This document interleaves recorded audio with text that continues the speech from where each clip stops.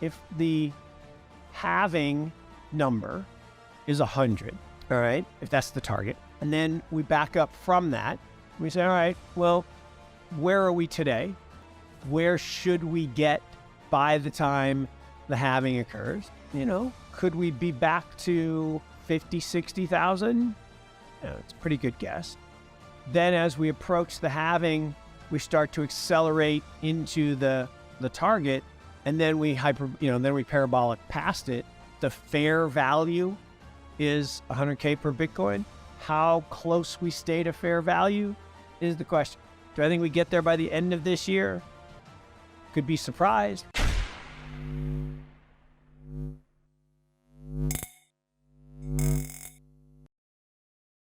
Welcome back to Library of Wealth.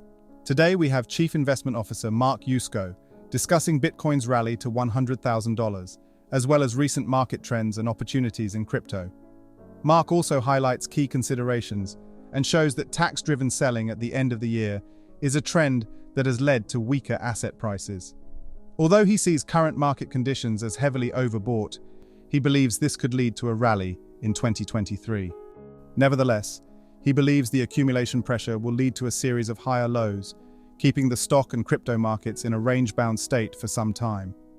Let's get right into the latest interview with Mark Yusko as he gives his prediction for Bitcoin, crypto, and how inflation will affect the market in the next few months. Before we dive in, don't forget to hit the like button and subscribe to the channel if you enjoy the content we do here. Let's get right into the video. It was a horrific market, right? Bonds had a horrific market, stocks had a horrific market, crypto had a horrific market. Everything was negative. And what happens when everything's negative, people start selling for tax purposes towards the end of the year. Then what happens is you have to wait 30 days for wash sale rules. And then you can buy these things back. And so what happens, it used to happen all the time, Giovanni, in January. So everyone would do their tax loss selling in December. They'd wait their 30 days. And sometime in January, they would buy these assets back, and you'd get this big move in the things that had done the worst the year before. What I'm trying to say is big short squeeze, hugely overbought, hugely overbought. Bitcoin's as overbought as I've ever seen it. That is not a condition to start a long-term bull run.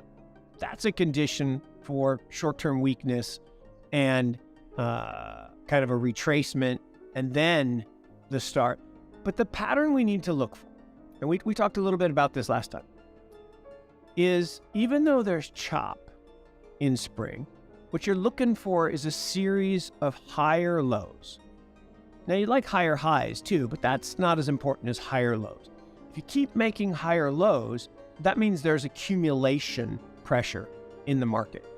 And I think, we're going to be range bound in this, call it 20 to 24 range for a while. Then we'll be closer to that summer period. And I think that's just time, place, and events, April-ish. And again, seasonally, Q2 and Q4 are the most positive for Bitcoin. So it's setting up to have a pretty nice move April, May, June this year.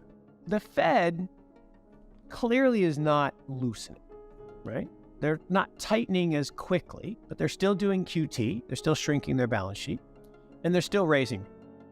But the PBOC has unleashed a huge wave of liquidity. I mean, they are flooding their market, and Chinese stocks are up a ton. Chinese markets are rallying. Economic activity is surging, and China drives liquidity around the world.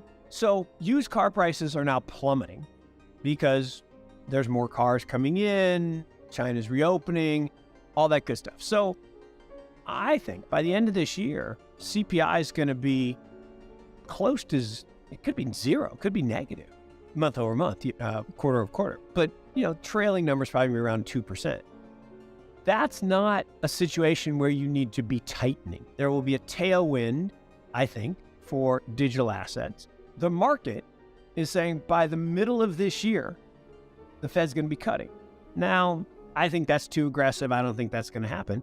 It's possible, certainly possible. but I don't think it's going to happen.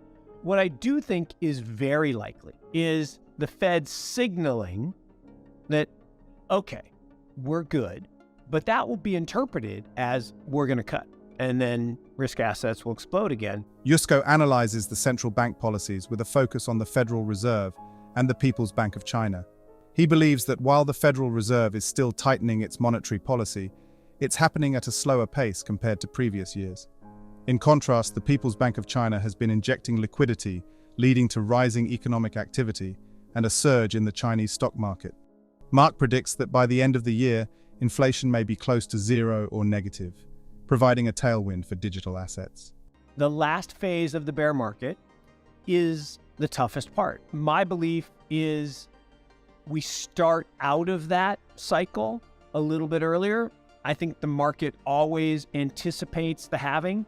So if the halving is, maybe you're right, maybe it is March, April, but sometime in that Q1-ish zone of 2024, 9 months before that is usually when the beginnings of summer start to, the crocuses start to pop and the buds are. This year, there's not going to be a lot of taxes paid because last year was so crappy. So I think there's not going to be a lot of downside pressure in March, April this year.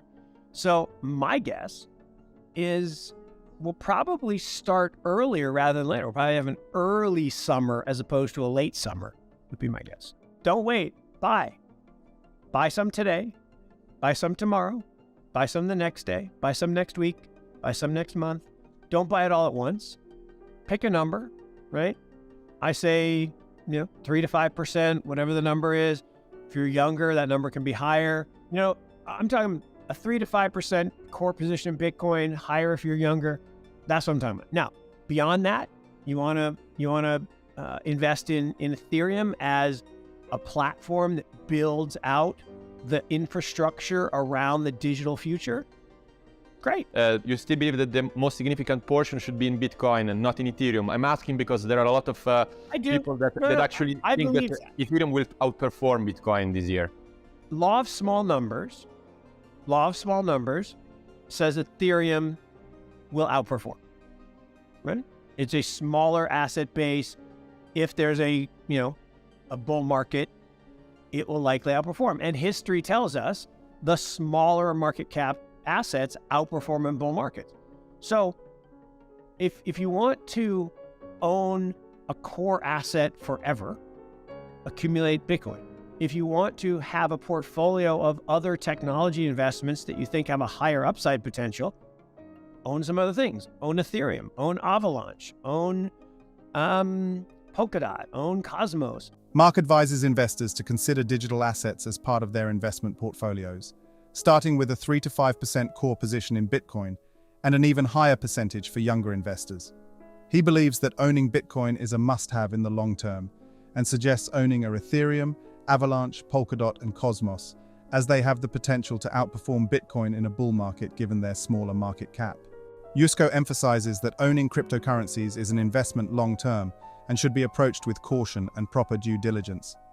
Yusko also says that the market's anticipation of a Federal Reserve cut by mid-year could be too aggressive, but a signal of a stable monetary policy could drive risk assets higher.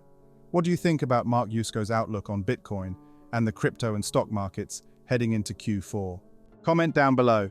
Thanks so much for watching. Don't forget to hit the like button and subscribe for more content just like this. We'll see you in the next video.